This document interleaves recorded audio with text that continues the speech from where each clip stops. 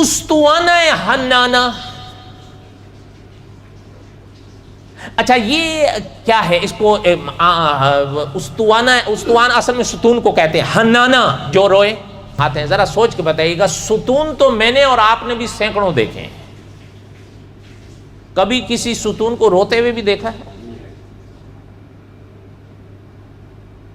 یہ دیوار ہے، دیواریں آپ نے سینکڑوں دیکھی ہیں، کبھی کسی دیوار کو روتے ہوئے دیکھا ہے؟ اس ستون کو استوانہ حنانہ کیوں کہتے تھے؟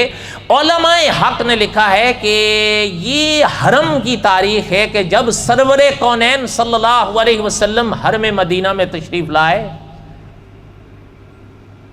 وہاں ایک ستون تھا،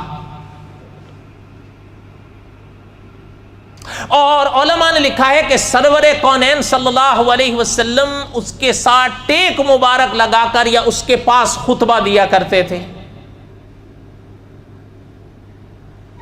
آگے چل کر قصہ مختصر کریں، آگے چل کر جب حضور علیہ الصلوۃ والسلام کے لیے ممبر بنا،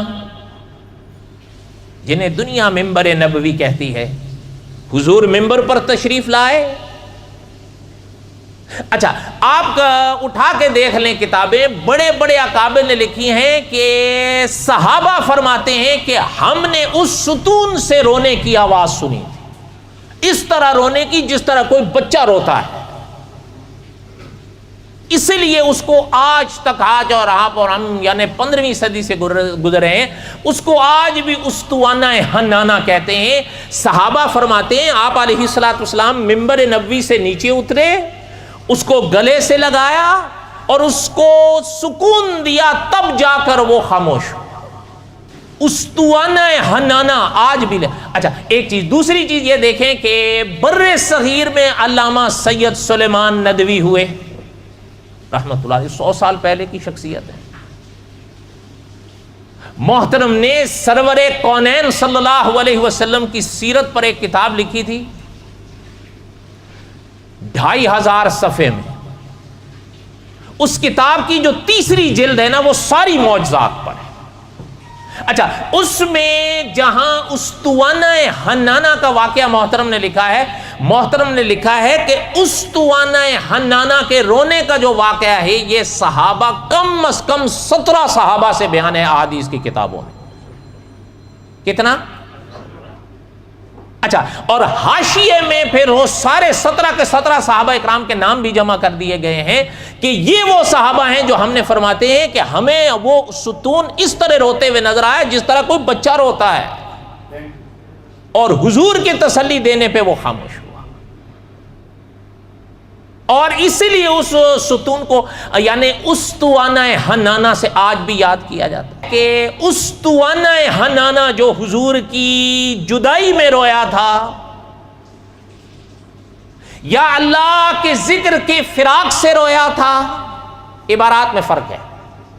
رویا تھا اس میں کوئی شک نہیں. انہوں نے لکھا ہے کہ جب یہ عمل ہوا، وہ خاموش ہوا حضور کی تسلی دینے کے بعد میں پھر اسی کو حرم میں دفنا دیا گیا. اس ستون کو کیا کیا گیا؟ انہوں نے لکھا اس کتاب. بہرحال میرے کہنے کا مقصد کیا تھا کہ استوانہ حنانہ وہ مقام آج بھی ہے مسجد نبوی میں، ہمیں اور آپ کو پتہ نہیں ہوتا کہ استوانہ حنانہ مسجد نبوی کا اس کی تاریخ آج بھی ہے. اچھا ہم لوگ جو حرم جاتے ہیں، ہم یہ چیزیں نہ پوچھتے ہیں نہ سیکھتے ہیں، لیکن ستون رویا اس میں تو کوئی شک نہیں. لیکن جنہوں نے خرق عادات کا انکار کیا، انہوں نے یہاں بھی یہی کہا یہ کیسے ہو سکتا ہے. میں نے پہلے کہا کہ کچھ باتیں ایسی ہیں خرق عادات کے ابواب میں، اگر ان کا انکار کیا جائے گا تو دین اسلام کی بنیادیں ہل جائیں گی. کیوں؟ ہر واقعے سے اعتبار اٹھے گا یا نہیں؟